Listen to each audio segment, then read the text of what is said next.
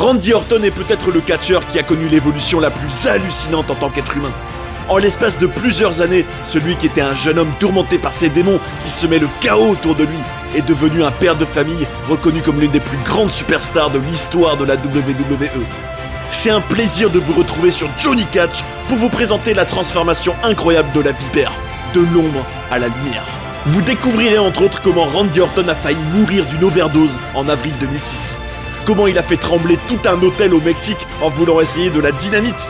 Et comment il a profondément déçu l'Undertaker lors du week-end de WrestleMania 21. Mais aussi comment il a attaqué une diva dans un avion. Quel événement marquant l'a vraiment fait changer en tant qu'homme. Et même ce qu'il considère comme le plus gros regret dans sa vie personnelle. Et vous ne devinerez jamais le rituel qu'il avait avec les nouveaux scénaristes à la WWE, ni le comportement odieux qu'il a pu avoir dans des restaurants. N'hésitez pas à faire comme Laurent Godefroy, qui est très fidèle à la chaîne et qu'on remercie du fond du cœur, en vous abonnant, en likant et en partageant la vidéo pour faire grandir la chaîne tous ensemble. Vous êtes bien sur Johnny Catch, de l'ombre à la lumière, comment Randy Orton est passé d'un autodestructeur proche d'une mort par overdose à être un exemple du vestiaire de la WWE reconnu par ses pairs. C'est parti!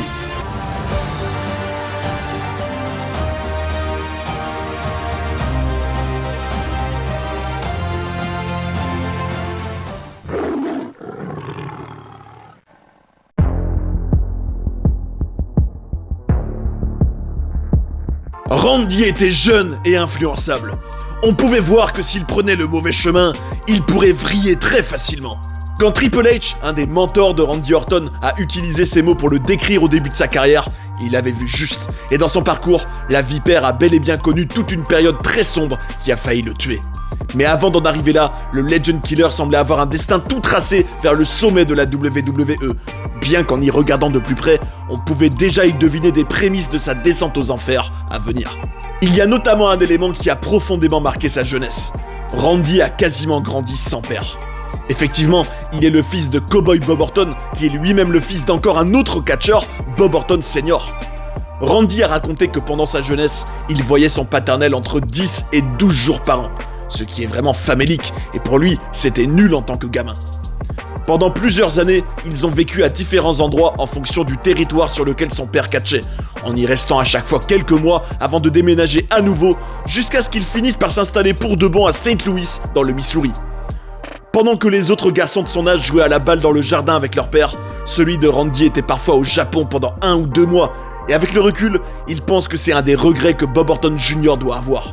Ne pas avoir pu être le père qu'il voulait être. Heureusement, au bout d'un moment, son père l'a laissé venir à des shows, où il a pu rencontrer des personnages larger than life tels qu'André le Géant.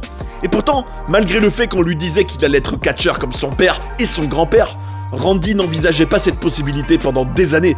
Tout simplement parce que lui-même ne voyait pas cela en lui, parce qu'il n'avait pas la confiance en lui nécessaire.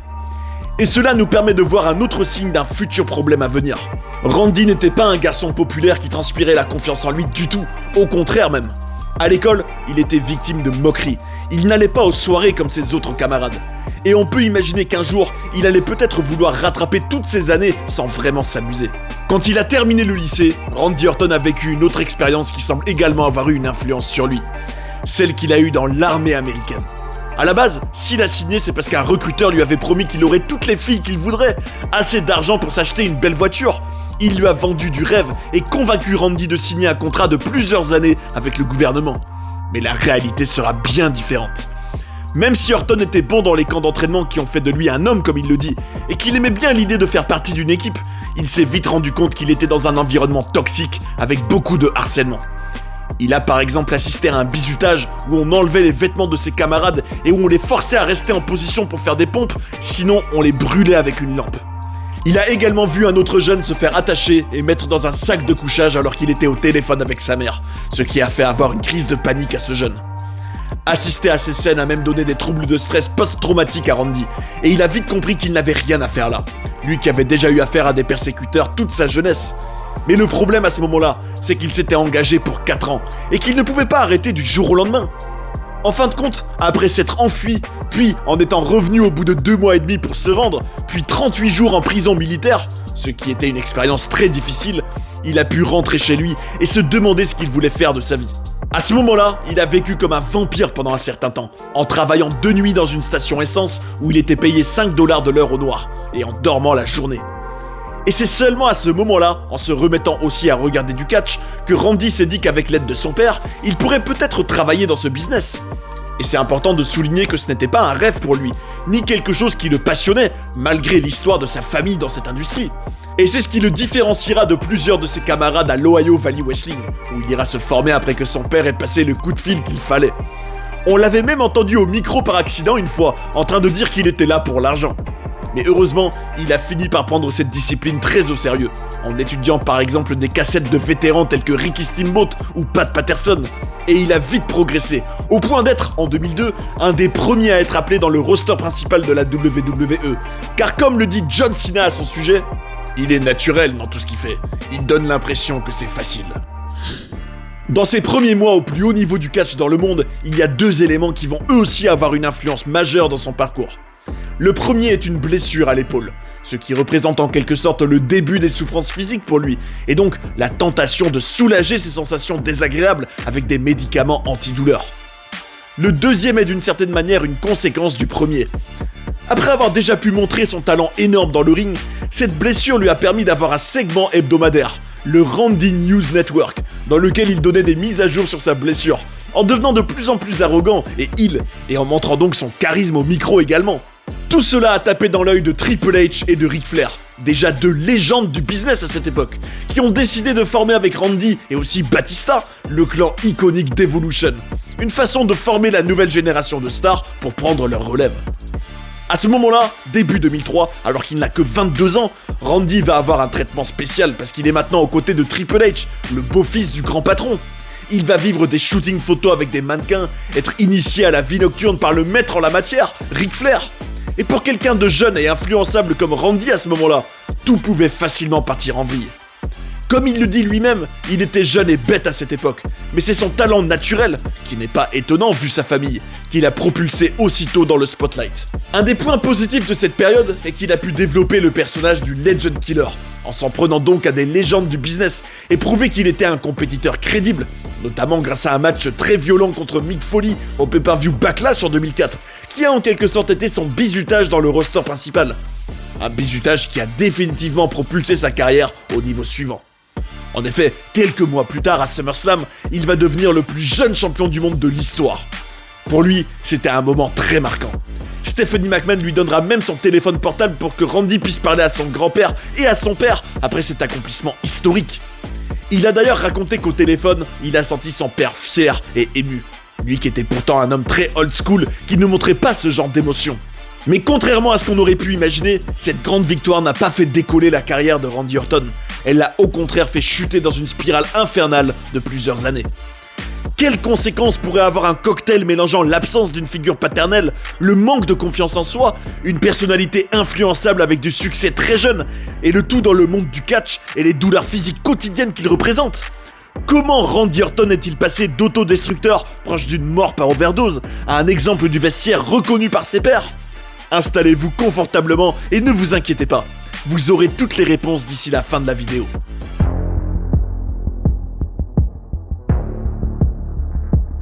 À SummerSlam en 2004, Randy Orton a donc été propulsé sur le devant de la scène comme jamais dans sa carrière à ce moment-là. Il devenait un des visages de la WWE à seulement 24 ans. Mais dès le pay-per-view suivant, à Unforgiven le 12 septembre, il perdait déjà son championnat poids lourd fraîchement acquis contre Triple H, ce qui avait choqué les fans. Mais en réalité, l'explication derrière ce règne finalement court était très simple. En voyant son immaturité, la WWE s'est rendu compte que Randy Orton n'était pas du tout prêt pour cette responsabilité et a décidé de lui faire perdre cette ceinture. Comme le Legend Killer lui-même l'a dit, « J'avais le titre, mais je n'avais pas la maturité. C'est clair que je n'étais pas prêt. » Son collègue du clan Evolution, Batista, dit à propos de Randy qu'il n'était pas prêt à représenter la compagnie, qu'il était prêt à être un champion du monde dans le ring, mais pas en dehors. À ce moment-là, il faut prendre du recul sur ce qu'il vivait. Il avait 24 ans, il était un jeune qui manquait de confiance en lui à la base, et de repères. Et d'un coup, il était sur le toit du monde. Il se faisait énormément d'argent pour quelqu'un de son âge. Les femmes étaient à ses pieds, il pouvait avoir tout ce qu'il voulait. Randy Orton lui-même savait qu'il n'était pas prêt pour ce rôle. Il ne comprenait pas encore ce que c'était d'être le visage de la WWE. Selon son collègue Mark Henry, c'est quelque chose qui lui est monté à la tête et qui a fait de lui un monstre. Et comme vous allez le voir, cela s'est traduit par des histoires concrètes plus hallucinantes les unes que les autres qui lui ont donné une réputation, celle d'un collègue au caractère infernal. Un jour, il roulait en voiture pour aller à un show et il a repéré ses collègues Carlito et Umaga en voiture avec la catcheuse Maria. En les voyant, Randy a eu une idée. Il a décidé de leur tirer des feux d'artifice dessus. Et c'est ce qu'il a fait. Heureusement, il ne leur est rien arrivé, alors que c'était pourtant très dangereux. Une autre fois, Santino Marella, qui dit de Randy qu'il aimait passer du bon temps à l'époque, mais qu'il allait toujours trop loin, a révélé qu'un jour, au Mexique, Orton était déterminé à trouver de la dynamite. Alors, quand il dormait dans sa chambre d'hôtel à 3h du matin et qu'il a entendu une explosion qui a fait trembler tout le bâtiment, il a tout de suite su que c'était l'œuvre de Randy. Quant à l'acteur X du catch, Val Venis, il a raconté qu'un jour, avec Randy Orton et des collègues, ils étaient tous assis autour d'une table dans un restaurant et on leur servait des steaks. Le steak qu'on a servi à Randy semblait être exactement celui qu'il a commandé, mais il l'a attrapé avec 2 doigts et a dit à la serveuse « C'est quoi ça ?» avant de lui jeter le steak dessus et de lui ordonner d'aller lui en chercher un autre. Toujours dans un restaurant, avec Cody Rhodes à ses côtés, à l'époque du clan de la Legacy, Orton a pété un plomb parce que les flocons d'avoine qu'on lui a servis ne lui convenaient pas. Il a alors jeté le récipient avec les flocons d'avoine dans le restaurant, s'est levé et est parti. Une autre fois, il avait même obligé une fille qui était venue lui demander un autographe de se renverser une assiette de champignons sur la tête si elle voulait qu'il lui offre ce privilège. Cody Rhodes a justement été un témoin privilégié du comportement infernal de Randy Orton durant ces années. Le fils de la légende Dusty Rhodes dit à propos de son mentor qu'il disait et faisait absolument tout ce qu'il voulait sans aucune limite. Et c'est quelque chose qui pouvait faire peur selon lui. Selon Cody, Orton était en retard de 45 minutes pour le car chaque matin à l'époque. Et un jour, alors qu'ils étaient en tournée en Afrique du Sud, Cody était allé aux toilettes de l'hôtel et il est tombé sur Orton qui tenait dans ses mains un des urinoirs. Il lui a dit « Hey Cody, regarde !» Puis l'a complètement arraché du mur. Alors que de l'eau fuyait de partout, Orton était mort de rire. Et le lendemain, alors que les officiels voulaient savoir le coupable dans une réunion, Randy prenait la parole devant tout le monde en demandant qui avait fait cela. Sur la thématique du vandalisme, on peut également mentionner la fois où en 2007, Orton avait dû être renvoyé à la maison alors qu'il était en pleine tournée européenne avec la WWE après qu'il ait saccagé une chambre d'hôtel pour des dégâts estimés à 50 000 $. Apparemment, quand il disparaissait et que les catcheurs voyaient la sécurité ou la police arriver, ils savaient que c'était par rapport à Randy qu'il venait. C'est vraiment une période où Cody était comme un babysitter pour Randy, pour l'emmener en toute sécurité de ville en ville pendant plusieurs années. Et on peut facilement imaginer que sans Cody pour l'accompagner, le destin d'Orton aurait pu être bien différent. Dans ces fameux trajets ensemble, Randy mettait toujours la climatisation et la radio avec une émission de hard rock à fond pour dormir.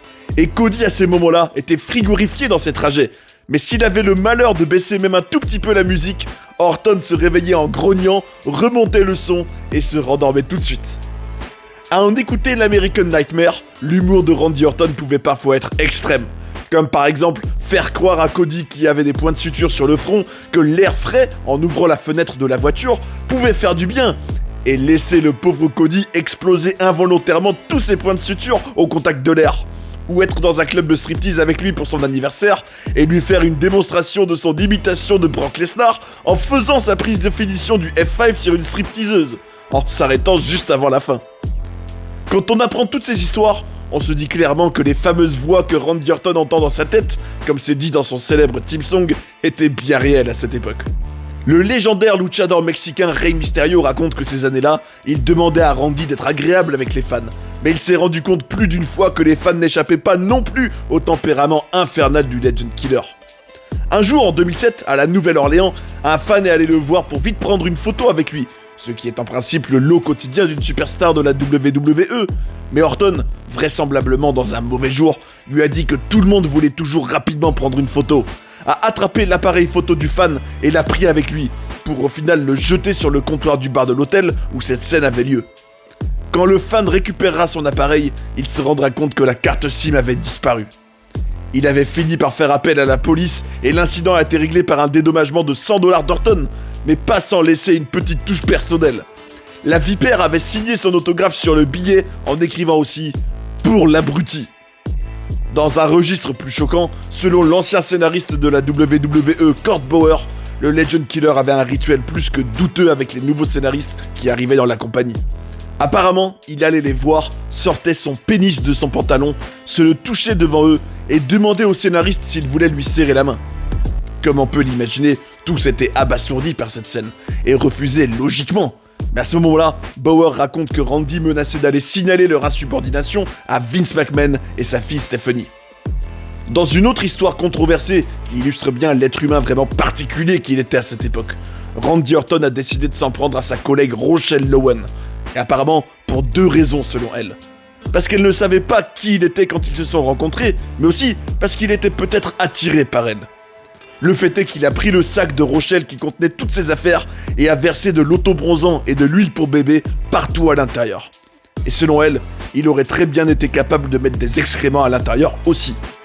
Le Canadien René Dupré raconte que ce serait plutôt parce que Rochelle avait rejeté ses avances mais accepté un rencard avec son meilleur ami Mark Jindrak que Randy aurait fait cela. Quant à Amy Weber, une autre diva à la WWE, elle a dit qu'un jour, un médecin lui avait dit d'aller prendre de l'ibuprofène dans le vestiaire des hommes pour sa blessure. Et alors qu'elle dormait dans l'avion, Randy Orton s'est jeté de toutes ses forces contre l'arrière de son siège, ce qui a fait tomber la diva par terre. Apparemment, il n'était pas content qu'elle ait pris ce médicament dans le vestiaire des hommes, et il lui a dit qu'elle allait apprendre, et il l'a insultée. Ce qui est évident à travers toutes ces anecdotes, c'est que dans sa grande autodestruction, Randy Orton n'avait pas de contrôle sur lui-même.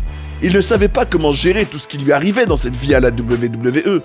Comme il l'a confié, « J'ai laissé la célébrité me monter à la tête. J'ai laissé le narcissisme ramper à l'intérieur de moi. » Derrière le mal que Randy Orton infligeait aux autres, il y avait aussi tout le mal qu'il s'infligeait à lui-même. En réalité, il a été la première victime de son comportement destructeur. Très tôt dans sa carrière, en accumulant les blessures dans le ring, il s'est mis à prendre des médicaments antidouleurs. En ayant les médecins dans la poche, il pouvait avoir des prescriptions avec 120 Percocet, 120 Vicodin et 120 Soma. Et c'est vraiment à partir de WrestleMania 21 en 2005 que Randy Orton a franchi un cap dans le problème qu'il avait avec ses pilules. À ce moment-là, il avait le match le plus important de sa carrière contre l'Undertaker. Et c'était un week-end chargé, puisqu'il y avait également le Hall of Fame la veille de WrestleMania, où il allait introniser son père, Bob Orton Jr. Mais le vendredi soir, Randy a décidé d'aller faire la fête toute la nuit avec des collègues. Il était tellement fracassé que le samedi matin, il a raté le réveil, et surtout, il a loupé la répétition de son match contre l'Undertaker, qui était prévu le samedi matin. Ce matin-là, il a déçu beaucoup de personnes, dont le Deadman, qui était très vexé et qui ne s'est pas senti respecté. Heureusement pour Randy, le Phenom a laissé glisser cette histoire parce que c'était déjà assez stressant d'affronter l'Undertaker à WrestleMania. Et à cette répétition, il y avait également la légende Ricky Steamboat, l'arbitre Mike Chioda, l'officiel John Laurinaitis et même le père de Randy. Et lorsque le Legend Killer devait faire le discours d'introduction pour ce dernier le soir au Hall of Fame, c'est à ce moment-là qu'il a vraiment touché le fond du trou. Ce soir-là, il est venu introniser son père, ce qui était donc un des moments les plus importants de sa carrière, devant son grand-père en plus. Et il n'avait pas la moindre note. Il n'avait rien écrit de son discours et a improvisé sa prise de parole qui a duré que 90 secondes. C'était clairement bâclé. Et durant le discours de son père, il était assis et complètement affalé, probablement drogué. Son père méritait bien mieux, et c'est un des moments dont Randy a le plus honte, puisque comme il l'a dit, « Personnellement, c'était probablement un de mes plus gros échecs. Ne pas donner à mon père ce qui lui était dû, ce qu'il méritait ce soir-là. C'est clairement mon plus gros regret. » Et pourtant, malgré le fait que l'Undertaker et d'autres ont fait une exception pour lui en laissant glisser son comportement, Randy ne s'est pas mis au pli et n'a pas repris ses esprits, comme s'il se croyait intouchable. Et on pourrait dire que la WWE l'a peut-être conforté dans ce sentiment.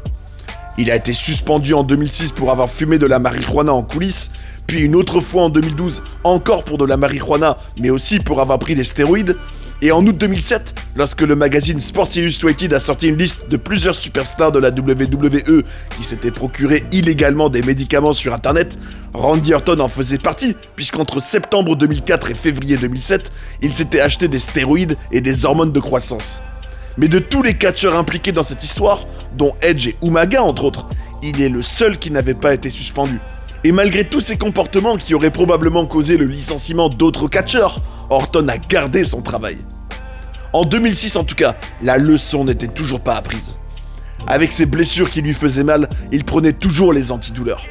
Il reconnaît lui-même qu'il était devenu addict et qu'ils avaient une emprise sur lui.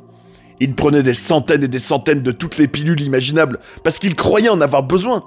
Il les consommait pour catcher, pour dormir, pour se réveiller. Selon son père, l'addiction de Randy était tellement poussée que même s'il n'avait rien pris, c'était comme s'il en avait pris en fait. Tous ceux qui le fréquentaient étaient témoins de son autodestruction. Rey Mysterio, un de ses adversaires à WrestleMania en 2006, dit que les démons de Randy prenaient le dessus à cette époque. Cody Rhodes décrit Randy comme une bombe humaine, et le scénariste Brian Gewirtz dit de manière très symbolique que le pire adversaire de la carrière d'Orton, c'était lui-même. Triple H, un de ses mentors, ne comprenait pas son côté autodestructeur. Randy avait toutes les qualités pour être la plus grande star de ce business, et il n'y avait que lui-même qui pouvait empêcher que cela arrive. Et pourtant, il semblait déterminé à ce que cela n'arrive pas dans ses actes.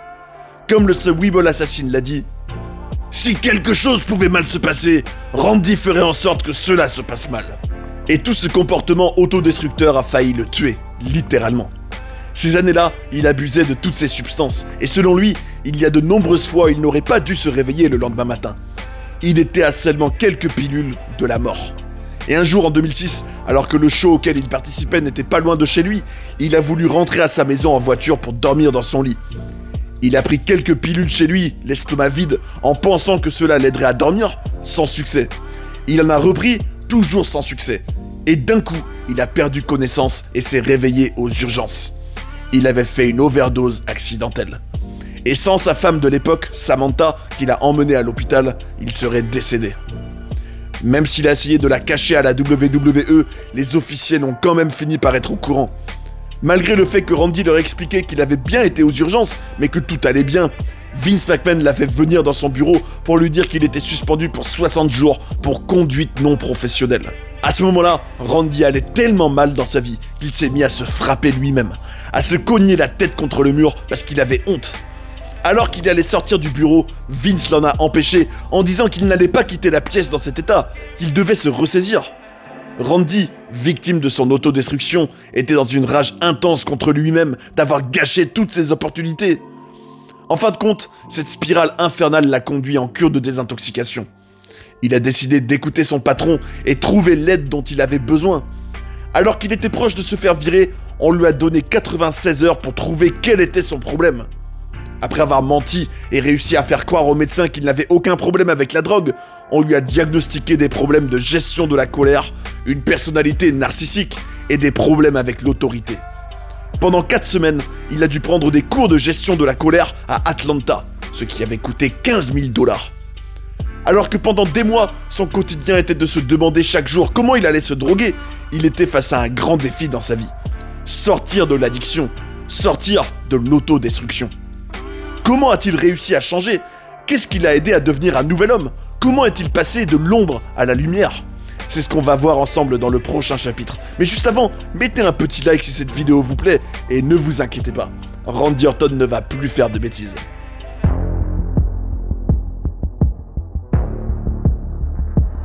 Toute la beauté de l'histoire de Randy Orton et l'espoir qu'elle peut donner, c'est que malgré des années où il avait clairement des troubles, un souci d'autodestruction et de colère qui s'est vu à de multiples reprises, il a progressivement réussi à devenir une meilleure personne et à changer, à se reconstruire. Dans un premier temps, il a eu la chance d'être aidé en coulisses et d'être soutenu par des collègues. Et bien évidemment par la WWE, qui ne l'a pas licencié alors que la compagnie aurait très bien pu le faire. Déjà, il a pu prendre exemple sur la légende Shawn Michaels, qu'il a eu l'occasion de fréquenter en coulisses, et qui a lui aussi connu une période chaotique dans les années 90 avant de se reprendre en main. Mais c'est vraiment son ami Edge, la Rated R Superstar, qui a joué un rôle pour le sortir de cette spirale infernale. En 2006 et en 2007, ils formaient ensemble l'équipe Rated RKO, et ils sont devenus amis en coulisses. Et Randy dit que c'est vers le milieu de l'année 2007 qu'il a commencé à aller mieux. En coulisses, Edge faisait du souci pour Randy et lui disait de ne pas tout détruire parce qu'il pouvait devenir un des meilleurs. Même s'il y a eu des moments où Edge ne pensait plus que cela allait arriver. Plusieurs fois, Randy a été complètement dans les vapes à cause de la drogue et Edge l'a ramené dans sa chambre d'hôtel. Sans le Canadien, Orton serait resté inconscient plus d'une fois dans le hall d'accueil de l'hôtel et il ne sait pas ce qu'il serait devenu. Il dit que Edge a été comme un grand frère pour lui. On imagine que ce soutien a dû l'aider dans une première grosse épreuve que Randy a dû traverser qui testait vraiment sa détermination à changer. Au pay-per-view One Night Stand en 2008, dans son match contre Triple H, il s'est cassé la clavicule et s'est blessé pour plusieurs mois. En sachant qu'un mois après sa blessure, il a eu un accident de moto qui lui a brisé la clavicule à nouveau. Mais à cette époque, malgré la douleur, il n'a pas eu besoin d'être aidé et n'est pas retombé dans l'addiction aux antidouleurs. D'ailleurs, un jour, il roulait en voiture avec Santino Marella près de l'océan et ce dernier lui a fait jeter ses médicaments par la fenêtre. Alors que pendant un certain temps, Randy ne savait pas ce qu'il lui fallait pour changer dans sa tête et aller mieux dans sa vie, il a vécu un événement en 2008 qui l'a énormément aidé. La naissance de sa fille, Alana. C'est vraiment quelque chose qui a énormément influencé Randy. À partir du moment où il savait qu'elle allait bientôt naître, il a trouvé la force en lui de faire ce qu'il devait faire. Pour lui, il n'y avait pas d'autre alternative. Il voulait pouvoir se rappeler de ses premiers mots, des fois où il a changé ses couches, des premiers pas de sa fille. Il tenait vraiment à vivre tout cela, et en continuant à prendre des antidouleurs, cela n'aurait pas été possible. On voit donc que le fait de devenir père pour la première fois, de devoir éduquer sa fille, a été un premier gros pas vers le changement pour lui. Ensuite, une autre étape de sa progression en tant qu'être humain a été d'appréhender son travail de catcheur différemment. Désormais, le ring deviendrait un exutoire de toutes ses émotions, de toute cette partie de lui qu'il n'a pas su gérer en coulisses durant les premières années de sa carrière. En fait, Randy a réalisé qu'il pouvait être comme ces acteurs dans le cinéma qui piochent dans leur expérience de la vraie vie pour leur art. Lui-même a donc commencé à utiliser cette colère de la vraie vie en lui comme un catalyste pour créer un nouveau personnage. Désormais, c'est donc dans ce rôle, pour ce moment où il est à l'écran, qu'il garderait tout ce qu'il exprimait en dehors du ring les années précédentes. Et ce nouveau personnage est cette version différente qu'on a progressivement vue de Randy Orton à l'écran à partir de 2008-2009, la Vipère. Et personnellement, je trouve que c'est absolument fascinant de se dire que ce top heel psychopathe extraordinaire qu'on voyait à la télévision à cette époque était en réalité une partie de sa thérapie personnelle pour combattre ses démons. Qu'on le regardait exprimer dans le ring tout ce qu'il contenait et maîtrisait désormais de plus en plus en dehors. Il dit que cela a été bénéfique pour lui d'accepter cette partie-là de lui-même, d'accepter qu'il n'était pas parfait. Mais ce qui a définitivement impulsé son changement en tant qu'être humain, c'est vraiment l'amour. D'abord avec sa première femme Samantha, puis avec Kim, qu'il a rencontré le 2 juin 2013 à un house show à Poughkeepsie, dans l'état de New York. C'est une rencontre assez incroyable, puisqu'il a vu Kim dans le public au 8e rang, et il n'a pas arrêté de la regarder pendant son match. Pour l'anecdote, les années précédentes, les enfants de Kim l'appelaient quand Orton était à la télévision, et elle disait à tout le monde que s'ils se rencontraient, ils se mettraient ensemble et qu'ils tomberaient amoureux d'elle. Et c'est bien ce qui est arrivé. À la fin de ce match, alors que Randy tapait dans les mains des fans qui sont venus se mettre contre la barrière, où elle est venue elle aussi, Randy est venu la voir. Il lui a demandé son nom, puis ils se sont retrouvés plus tard à un restaurant où ils ont parlé jusqu'à 3h du matin pour apprendre à se connaître. Kim, qui croyait qu'il était la même personne qu'à la télévision, a eu l'agréable surprise de découvrir qu'il était romantique et gentil. Ils se sont embrassés, et la suite c'est une histoire d'amour où ils se sont mariés, où ils ont emménagé ensemble, eu un bébé, et où Randy a désormais toute une famille dont il doit s'occuper. Quelque chose qu'il n'aurait jamais imaginé quelques années en arrière. Ce qui est fou, c'est qu'apparemment, c'est arrivé à plusieurs reprises que des personnes aillent voir Kim pour la remercier, parce que Randy est une personne différente depuis qu'ils se sont rencontrés. Et d'ailleurs, Cody Rhodes, qui a pu être un témoin privilégié des années d'autodestruction d'Orton, pense que Kim y est pour beaucoup dans son changement. Avec le temps, la famille est devenue la priorité absolue de Randy dans sa vie, et réaliser cela a été un moment charnière dans son évolution. Il dit également que sa famille lui a redonné un amour du catch, avec qui il avait même pu être dans le ring à WrestleMania 33. Quand sa femme est au premier rang, cela lui donne un supplément d'âme pour être encore meilleur. Désormais, il est un homme qui est heureux quand ses proches vont bien, et cette maturité a fait de lui un exemple du vestiaire reconnu par ses pairs. Après être passé tout près de la mort quelques années avant, sa mentalité a également complètement changé à la WWE. Il dit qu'il est dorénavant dans une optique où il veut rendre au business en aidant des jeunes, aider de nouveaux catcheurs à progresser et prendre sa relève. Lui qui avait besoin d'être guidé durant toutes les premières années de sa carrière est désormais un leader du vestiaire, tout en devant faire avec un corps qui subit forcément toutes ces années de bump dans le ring, comme le montre sa blessure au dos en 2022, où il a commencé à avoir des problèmes à partir d'un RKO qu'il avait fait en 2011 à Wade Barrett sur le toit d'une voiture. Plus généralement, après plus de 20 ans de carrière et une longévité exceptionnelle, Randy Orton semble avoir gagné sa place dans la discussion sur les plus grands catcheurs de sa génération. Et rien ne saurait mieux résumer ce respect qu'il a obtenu de ses pairs au fil des années qu'une déclaration très forte que son rival de toujours à l'écran, John Cena, a pu faire à son sujet. Randy Orton est le Shawn Michaels de ma génération. Il comprend les nuances et l'importance de cela. Il a le meilleur timing de tous. C'est comme s'il était toujours au bon moment. Il n'est jamais trop tard. Il montre de l'émotion en tant que performeur. Il est incroyable. Il fait paraître les choses difficiles, simples. Dans sa vie personnelle, Randy Orton est également plus proche de son père, ce qui lui avait tant manqué dans sa jeunesse. Il a raconté que Bob Orton Jr. vient le chercher en voiture à l'aéroport et le ramène à la maison chaque semaine. Et pareil dans le sens inverse. Ce trajet de 30 minutes jusqu'à l'aéroport est leur moment ensemble, pendant lequel ils parlent toujours du show de la veille, et Randy dit qu'il sent que son père est heureux de voir son fils réussir. Et pour l'anecdote, après avoir vu d'autres pères le faire avec leurs enfants quand il était petit, il a enfin pu jouer à la balle avec le sien. Alors pour finir, la question qu'on peut se poser au sujet de Randy Orton, c'est est-ce qu'il ferait quoi que ce soit différemment dans son passé ? À cela, il a répondu que non, parce que quelles que soient les erreurs qu'il a pu faire, les hauts et les bas, il ne sait pas s'il en serait là où il en est aujourd'hui s'il avait fait quoi que ce soit différemment.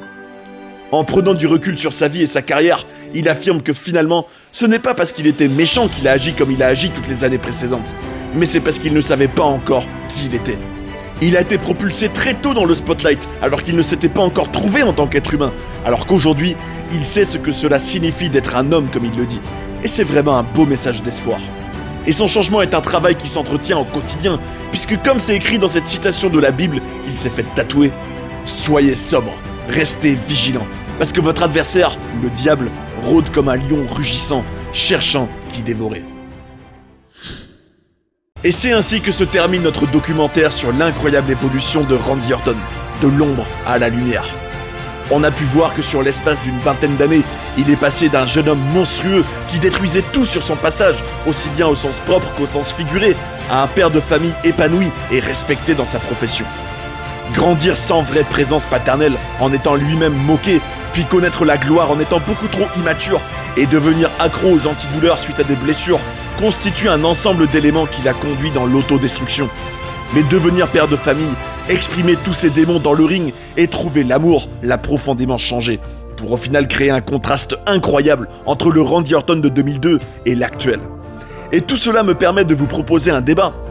Est-ce qu'à vos yeux, c'est l'évolution humaine la plus incroyable chez un catcheur ?